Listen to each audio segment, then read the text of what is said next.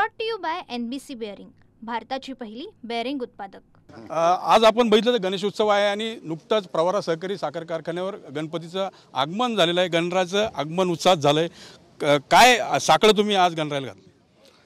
खरं तर मला पहिल्यांदा सर्व जनतेला गणेश उत्सवाच्या मनपूर्वक शुभेच्छा व्यक्त करायच्या आहेत।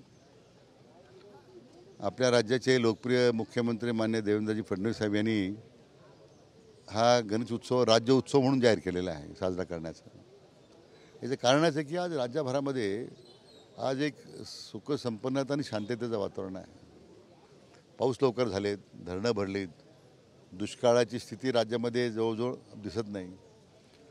दुष्काळमुक्त महाराष्ट्र करण्याचा संकल्प त्यांनी केलेला आहे, त्याला एक शुभ संकेत मिळालेले आहेत।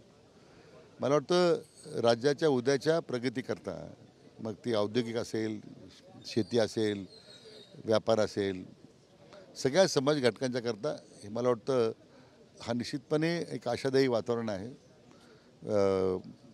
माननीय आपले विश्वनेते आदरणीय प्रधानमंत्री नरेंद्र मोदी साहेबांनी ऑपरेशन सिंदूरच्या माध्यमातून जी देशाची ताकद दाखवली जगाला, आणि आता अमेरिकेच्या धमक्याला भीक न घालता आत्मनिर्भर भारतासाठी त्यांनी केलेलं जे आव्हान आहे, मला वाटतं त्यासाठी देशाने केलं, देशाच्या जनतेनं त्यांना दिलेला जो प्रतिसाद आहे, मला वाटतं तो सुद्धा ह्या गणेश उत्सवाच्या निमित्तानं लोकांमध्ये एक नवा आत्मविश्वास जागृत होताना मला दिसतो आहे। इकडे गणेशोत्सव, दुसरीकडे मनोज जरांगे आंतरवालीतून निघालेले आहेत।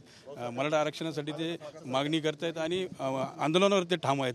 कसं बघता त्यांचे आंदोलन? कारण नेहमी त्यांनी सांगितलं की जो अहवाल आहे त्या अहवालाच्या अनुषंगाने आरक्षण द्यावं। असं की हैदराबाद गॅझेटचा त्यांचा जो आग्रह आहे, त्यासाठीच आपण ते न्यायमूर्ती शिंदे साहेबांची समिती आपण नेमली होती, आणि त्या समितीला त्यांचा आक्षेप नाही आहे। आता त्या इतका तो क्लेश इतका त्याच्यामध्ये स्क्रुटनी करावं लागेल, कारण हैदराबाद स्टेट वेगळं होतं, तिथून ते कागदपत्र उपलब्ध केले आपण। मला वाटतं मोठी मोहीम त्यासाठी घेतली। तत्कालीन मुख्यमंत्री माननीय एकनाथ शिंदे साहेब त्यांनी त्यावेळी घेतलेला पुढाकार। आजही आपल्या राज्याचे लोकप्रिय मुख्यमंत्री माननीय देवेंद्रजींचा सातत्यानं त्यासाठी होणारा पाठपुरावा, मला वाटतं आता दृष्टिक्षेपाच्या काही गोष्टी आलेल्या आहेत, पण त्याचा शेवटी न्यायमूर्तींना जो काय वेळ लागतो, आणि माननीय जरांगे पाटलांची मागणी होती त्यांच्या निवेदनामध्ये की त्या समितीला 1 वर्ष मुदतवाढ द्यावी। आम्ही काल ती मुदतवाढ द्यायचा निर्णय केला ना काल आम्ही। त्यांनी मागणी केली, मग परत आंदोलन का करत? मग असं आहे की आता त्यांच्या मनात काय भावना माहीत, कारण माझी त्याची भेट नाही आहे। त्यामुळे नेमके त्यांचे जे प्रामुख्याने मुद्दे जे हैदराबाद गॅझेटर संदर्भात होते, तर सरकारने त्यासाठी न्यायमूर्ती शिंदेची समिती गठीत केलीच आहे। काही शिष्टमंडळ भेट घेणार आहे का राज्य सरकारकडून? कारण जे चर्चा सुरू आहेत किंवा त्यांच्याकडून काही अप्रोच आहे का? नाही, असं त्यांचं काही शिष्टमंडळ भेटण्यासंदर्भात त्यांचाही काही निरोप नाही आहे, किंवा राज्य सरकारकडून काही शिष्टमंडळ त्यांना भेटणार आहे असा काही विषय नाही आहे। एकीकडं मनोज जरांगे मराठा आरक्षणासाठी लढत आहेत, तर दुसरीकडे लक्ष्मण हाके जे आहे ते वारंवार जे विधानं करतात, त्यामुळे कुठेतरी OBC मराठा असा वाद होता नाही। हे राज्याचं दुर्दैव आहे का हा वाद मराठा आणि OBCचा परवडणारा नाही, कोणाला राज्याच्या विकासाला परवडणारा नाही आहे। म्हणून ही जी काही मंडळीमधल्यामध्ये जी काही मुक्तफळे उधळतात, त्यांना माझी विनंती आहे की आता बंद करा धंदा तुम्ही। हा ठीक आहे, आमचं मराठा समाजाचं आंदोलन चुकीचं बरोबर काय असेल, पण त्यांच्या मागण्या मांडतायत ना, पण त्याला लगेच आपण काउंटर केलं पाहिजे आणि त्याच्या विरोधात बोललं पाहिजे असं काही लिखित काही असे काही नियम आहेत का? अजिबात नाही आहे। समाज आपल्या मागण्यासाठी भांडतोय, अधिकारासाठी भांडतोय, तर व्हावं काय? फक्त जरांगे पाटलांनी मागच्या काही 2 दिवसाच्या काळामध्ये जे काही वक्तव्य माननीय फडणवीस देवेंद्रजींच्या मातोश्रीबद्दल केलं ते चुकीचं होतं, त्यांनी ते करायला नको होतं। त्यांनीसुद्धा त्यानंतर त्यांना मला वाटतं त्यांनी त्या संदर्भात ते शब्द मागा घेतले, त्यांनासुद्धा त्याचा निश्चितपणे मनस्ताप झाला असला पाहिजे। परंतु ती घटना दुर्दैव होते, तशा प्रकारचं वक्तव्य करणं चुकीचं होतं, त्याचं कोणी समर्थन करणार नाही। परंतु दुसऱ्या बाजूला काही मंडळी हे जे मराठा आंदोलनासंदर्भात जे काही वक्तव्य करतात, त्यातून मराठा समाजाच्या भावनेला त्या ठिकाणी निश्चितपणे ठेच पोहोचते, आणि मग कोणाचा आत्मसन्मान जागृत झाल्यानंतर, समाजाचा आत्मसन्मान जागृत झाल्यानंतर त्यासाठी मग संघर्ष उभा राहतो। आपला संघर्ष करायचा नाही आहे, संघर्ष टाळायचा आहे, किंवा ज्या समाजाच्या मागण्या तर समाजाच्या मागण्या पुढे नेताना सरकार सक्षम आहे ना।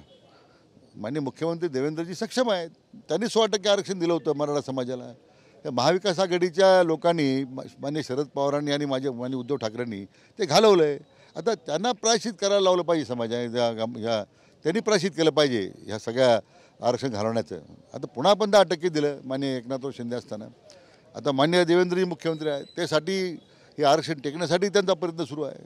मला वाटतं अजून काय केलं पाहिजे सरकारनं. आता काही अटी शर्तींसह त्यांच्या आंदोलनाला देखील जे आहे परवानगी देण्याचं हे सुरू आहे.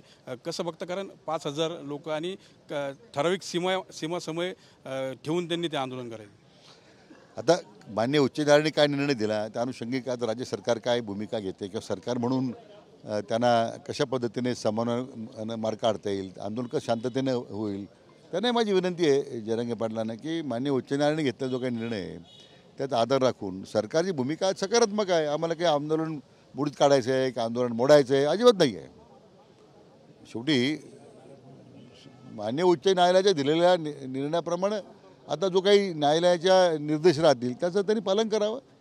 सर्वांचा न्यायालय सन्मान राहील, समाजाचा सन्मान राहील. समाजाचा सन्मान राहील, त्यासोबत न्यायालयाचा देखील सन्मान राहील. त्यामुळे त्यांनी आंदोलन करताना शांततेत करावं, कारण राज्य सरकार कोणत्याही विरोधात नाही की मनोज जरांगे जे आहे ते आरक्षणासाठी आंदोलन करतात. कॅमेरा पर्सन संतोष, मी Manoj Gadkar, TV9 Marathi, Loni, Ahilyanagar. Brought to you by NBC bearing, भारताची पहिली बेअरिंग उत्पादक.